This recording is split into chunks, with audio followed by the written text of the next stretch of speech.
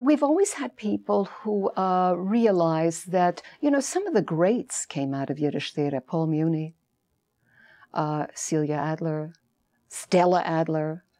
A lot of big people came.